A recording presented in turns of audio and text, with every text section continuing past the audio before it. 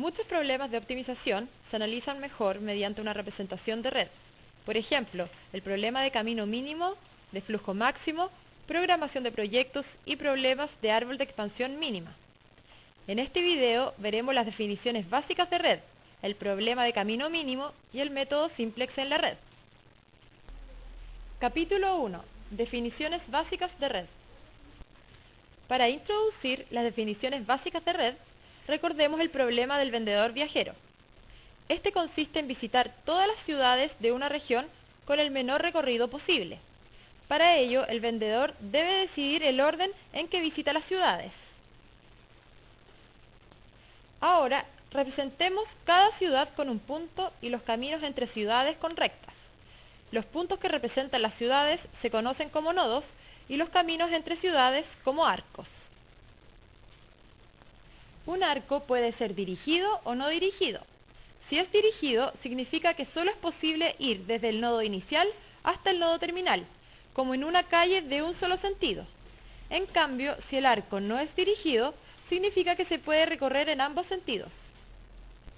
Cada arco puede tener asociado la distancia entre los nodos, el costo de trasladarse entre los nodos y la capacidad mínima o máxima que puede ser trasladada a través de él.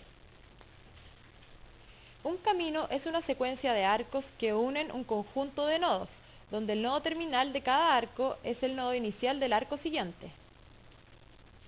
Capítulo 2. Problema del camino mínimo. El problema del camino mínimo consiste en encontrar el camino con el menor recorrido entre dos nodos.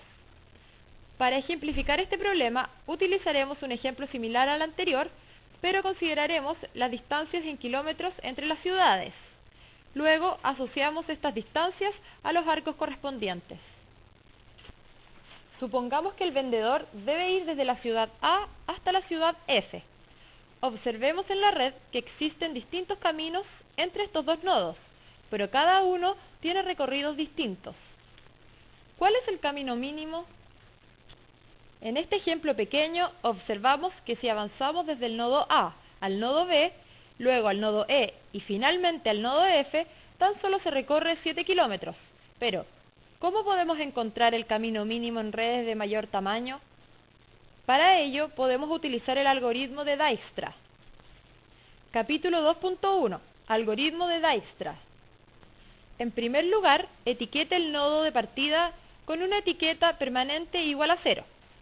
Luego etiquete cada nodo que esté conectado con el nodo de partida a través de un solo arco con una etiqueta temporal igual a la distancia entre los nodos. Etiquete los demás nodos con una etiqueta igual a infinito. Se elige el nodo con etiqueta temporal más pequeño y se hace permanente. Para los nodos que tienen etiqueta temporal y están conectados con este nodo a través de un solo arco, se deben cambiar sus etiquetas por el mínimo entre la etiqueta temporal actual y la suma de la etiqueta permanente y la longitud del arco que los une. Ahora debemos repetir este procedimiento hasta que el nodo terminal tenga una etiqueta permanente. El nodo B tiene la etiqueta temporal de menor valor. Luego se hace permanente esta etiqueta y se recalculan los valores de las etiquetas de los nodos D y E. Para D será el mínimo entre infinito y 7, y para E será el mínimo entre 6 y 5. Ahora elegimos el nodo E y se calcula el valor de la etiqueta F, cuyo valor será el mínimo entre infinito y 7. Ahora elegimos el nodo D y calculamos nuevamente el valor de la etiqueta F como el mínimo entre 7 y 9. Elegimos ahora el nodo F y se hace permanente su etiqueta. Como el nodo F es el nodo terminal, se termina el procedimiento y podemos calcular el camino mínimo. Para encontrar el camino mínimo, trabajamos hacia atrás desde el nodo terminal hasta el inicial, seleccionando aquellos nodos que tengan etiquetas que difieran exactamente por la longitud del arco conector. En el ejemplo empezamos desde el nodo terminal F y elegimos el nodo E. Luego se elige el nodo B y finalmente el nodo A. Con este camino recorremos tan solo 7 kilómetros, como lo habíamos dicho anteriormente.